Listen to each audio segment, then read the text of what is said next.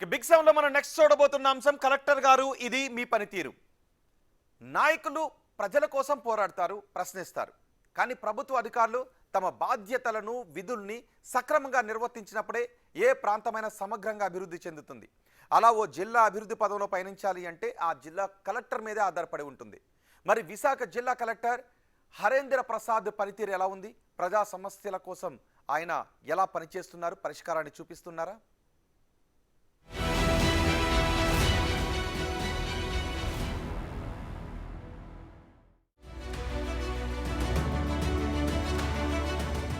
IAS MN Harendra Prasad గతేడాది జూలైలో విశాఖపట్నం కలెక్టర్గా బాధ్యతలు చేపట్టారు.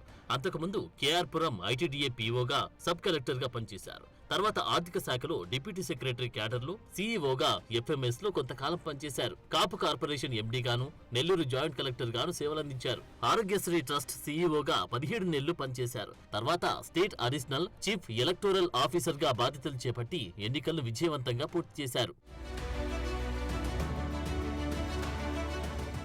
పనితీరు ఎలా ఉంది? హరేంద్ర ప్రసాద్ నిత్యం ప్రజలకు అందుబాటులో ఉంటూ సామాన్య ప్రజల కలెక్టర్గా పేరు తెచ్చుకున్నారు. ప్రభుత్వం అందించే సంక్షేమ పథకాలను అర్హులకే అందేలా చర్యలు తీసుకుంటున్నారనే పేరుంది. ప్రభుత్వం ఎలాంటి కార్యక్రమం చేపట్టినా దాన్ని విజయవంతం చేసేందుకు కృషి చేస్తారు. 9 నెలలుగా జీవీఎంస్ కి కమిషనర్ లేకపోయినా ఇన్ఛార్జిగా సమర్థవంతమైన పాలన అందించారు. మేయర్, డిప్యూటీ మేయర్ల అవిశ్వాస తీర్మానంలోనూ ఎలాంటి వ్యతిరేకత రాకుండా తన పని తాను చేసుకుంటూ వెళ్లిపోయారు. ప్రధాని మోడీ పాల్గొన్న యోగాంధ్ర లాంటి ప్రతిష్టాత్మక కార్యక్రమాన్ని విజయవంతంగా నిర్వహించి సీఎం చేత శుభాష్ అనిపించుకున్నారు. ప్రభుత్వ, ప్రైవేట్ కార్యక్రమాలు అనే తేడా లేకుండా ప్రజలకు వివిధ అంశాలపై అవగాహన కల్పించేందుకు కృషి చేస్తున్నారు. చిన్నారులకు పౌష్టికాహారం అందేలా చూస్తున్నారు. విద్యార్థులు, యువత డ్రగ్స్ కి అలవాటు కాకుండా అవేర్నెస్ కార్యక్రమాలు చేపడుతున్నారు. అయితే సింహాచలంలో అప్పన్న స్వామి చందనోత్సవంలో గోడకూలిన ఘటనలు కలెక్టర్ కొన్ని విమర్శలు ఎదుర్కొన్నారు. పత్రికలు, మీడియా, సోషల్ మీడియాలో వచ్చే కథనాలపై వేగంగా స్పందించి చర్యలు తీసుకుంటారు. కలెక్టర్ అని దర్పం చూపించకుండా సామాన్య వ్యక్తిగా జనంతో కలిసిపోతారని పేరుంది.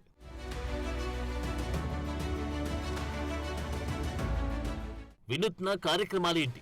పని వేళల్లో కలెక్టరేట్ కి చేరుకోని వారి కోసం ప్రతిరోజు సాయంత్రం 6 గంటలకు ప్రత్యేకంగా సమయాన్ని కేటాయిస్తున్నారు.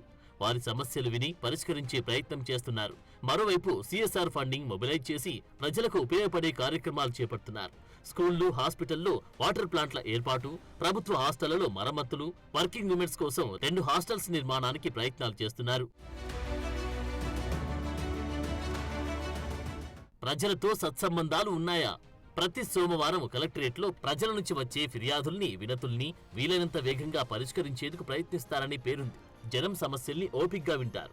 జనం సమస్యల్ని నేరుగా తెలుసుకునేందుకు ఫీల్డ్ విజిట్లు కూడా చేస్తుంటారు. జనంతో కలిసిపోయి వారికి ఏమేం కావాలో, ప్రభుత్వం ఇంకా ఏమేం చేయాల్సి ఉందో జనాన్ని అడిగి తెలుసుకుంటారు. ఆపరేషన్ సింధూర్ సమయంలోనూ వార్ మాక్ డ్రిల్ ని విశాఖలో సమర్థవంతంగా నిర్వహించడమే కాదు, ప్రజలను కూడా భాగస్వామ్యం చేశారు. నిత్యం ప్రజలతో సత్సంబంధాలు కొనసాగిస్తూ జనంలో ఒకటిగా మారిపోయారనే టాక్ ఉంది.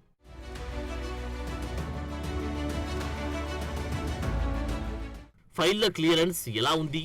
ఫైళ్ల క్లియరెన్స్ లో కలెక్టర్ హరేంద్ర ప్రసాద్ అసలు అలసత్వం వహించారని టాక్ ఉంది. స్పందన కార్యక్రమంలో వచ్చే ఫిర్యాదుకైనా, ప్రజాప్రతినిధుల నుంచి వచ్చే వినతులకైనా, అభివృద్ధి పనులకు బిల్లుల చెల్లింపు విషయంలోనైనా ఫైళ్లని వేగంగా క్లియర్ చేస్తారని చర్చ ఉంది. పరిశ్రమలు, ఐటీ సంస్థల ఏర్పాటుకు భూముల కేటాయింపులో జాప్యం జరగకుండా చూస్తున్నారు. రిషికొండ బీచ్ కు తలమార్గంగా ఉన్న బ్లూ ఫ్లాగ్ రద్దయిన సమయంలో నెల రోజుల్లోనే ఫైల్స్ మూవ్ చేసి బ్లూ ఫ్లాగ్ ని పునరుద్ధరించారు. ఏ రోజు కలెక్టర్ బంగ్లాకి ఒక్క ఫైల్ కూడా తీసుకెళ్లిన దాఖలాలు లేవు. అన్ని ఫైల్స్ ని ఆఫీసులోనే క్లియర్ చేస్తారని చెబుతున్నారు. రాజకీయపరమైన విమర్శలకు తావివ్వకుండా పరిపాలనా వ్యవహారాలు చక్కబెడుతున్నారు. రాజకీయ నేతల ఒత్తిళ్లకు తలగ్గకుండా పనిచేస్తారని పేరుంది. ప్రజాప్రతినిధుల నుంచి తీవ్రమైన ఒత్తిళ్లు వస్తే సీఎం దృష్టికి తీసుకెళ్తారని చెబుతుంటారు.